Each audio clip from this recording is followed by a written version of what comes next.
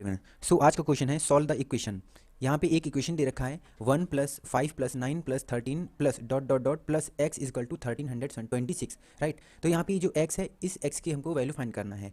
आप अगर क्लियरली देखेंगे ध्यान से तो ये एक AP है। AP कैसे है, यहाँ पे इसका कॉमन डिफरेंस एक बार चेक करते हैं। देखिए 5 में से जब हम 1 को माइनस कर देंगे तो आएगा 4, 9 में से 5 को माइनस करेंगे तो आएगा 4, 13 में से 9 को माइनस कर देंगे तो आएगा कितना 4। यानी कि यहाँ पे कॉमन डिफरेंस है, और जब कॉमन डिफरेंस होता है तो वो क्या हो जाएगा, AP हो जाएगा, राइट। तो देखिए AP हो जाएगा, सबसे पहले इसको लिख लेंगे 1 plus 5 plus 9 plus 13 plus dot dot dot x plus x is equal to 1326। Okay, so यहाँ पे x है, x की वैल्यू फाइंड करना है। तो सबसे हम पहले क्या फाइंड करेंगे कि ये जो x है ना वो किस नंबर पे आ रहा है।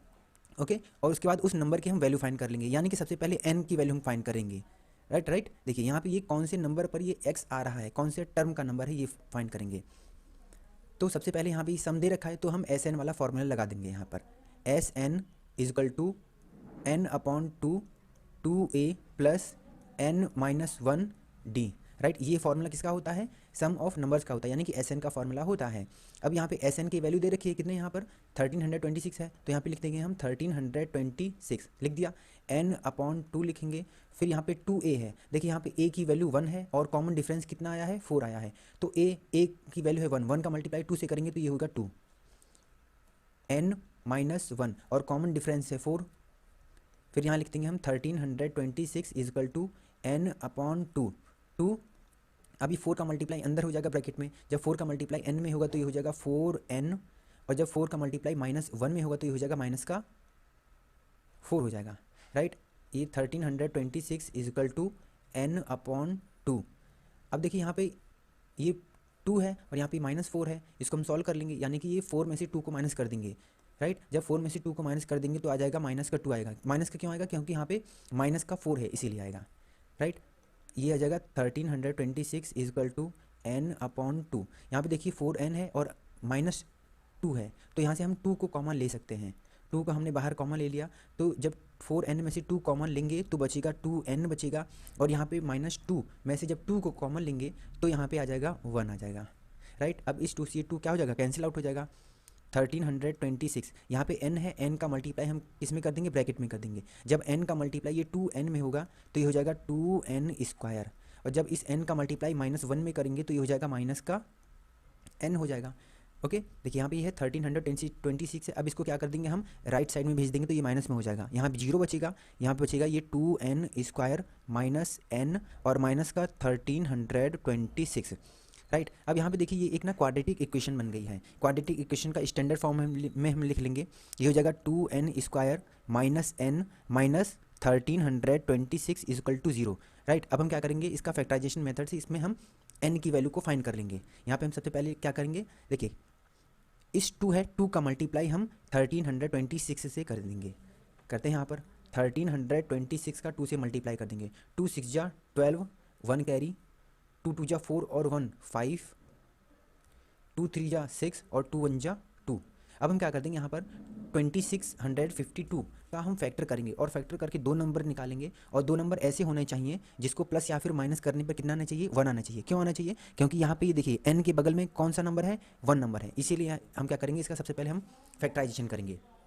ओके, देखिए ये 2652, इसका हम प्राइम फैक्टराइजेशन सबसे पहले करेंगे।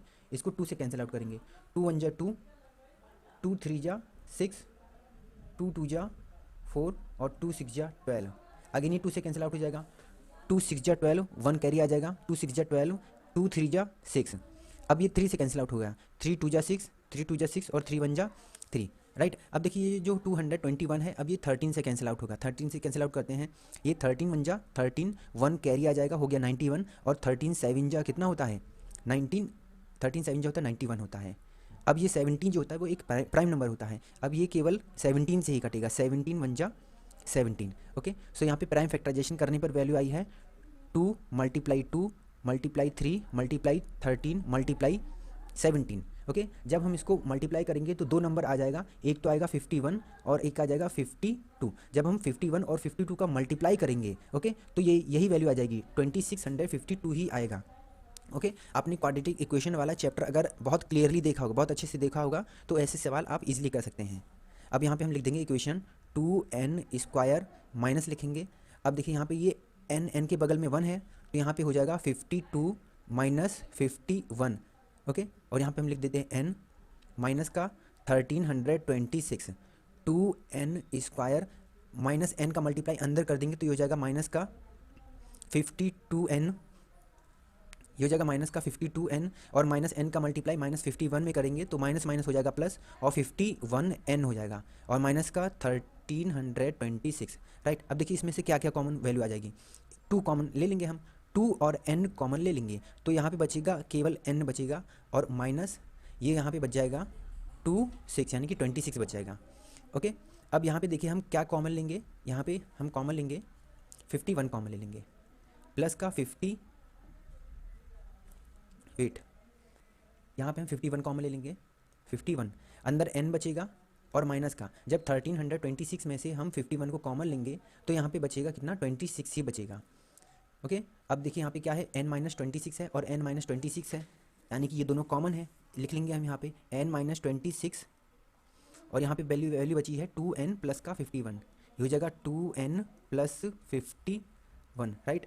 अब देखिए यहाँ पे ये n माइनस 26 है, n माइनस 26 को हम 0 को इक्वल कर देंगे तो यहाँ से n की वैल्यू कितनी आ गई है, 26 आ गई है, ओके। अगर हम इस वाली वैल्यू को 0 को इक्वल करेंगे तो वैल्यू आएगी माइनस में, और माइनस में n की वैल्यू कभी नहीं होती है, ओके। सो यहाँ पे n की वैल्यू आ गई है, मीन्स ये जो x है वो 26 नंबर पे आता है।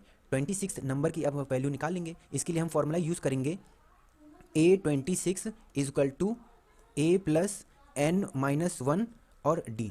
a की वैल्यू 1 है तो 1 लिखेंगे, n की वैल्यू अभी हमने निकाला है 26 माइनस 1, और कॉमन डिफरेंस आया है 4 आया है, 1 प्लस 26 में से जब 1 को माइनस कर देंगे तो आएगा 25, और मल्टीप्लाई में 4 है, 1 प्लस 25 को मल्टीप्लाई 4 में करेंगे तो ये हो जाएगा 100 हो जाएगा, और 1 प्लस 100 ये हो जाएगा 101 हो जाएगा, ओके। ये किसकी वैल्यू आई है, ये वैल्यू आई है a26 की, और यहाँ पे ये जो x है वो कौन सी टर्म पे आ रहा है, 26 टर्म पे आ रहा है, तो यहाँ पे x की वैल्यू ही यही है, यहाँ पे हम लास्ट आंसर लिख देंगे x is equal to 101, okay. So यही हमको वैल्यू फाइंड करनी थी। ये क्वेश्चन यहीं पे कंप्लीट होता है।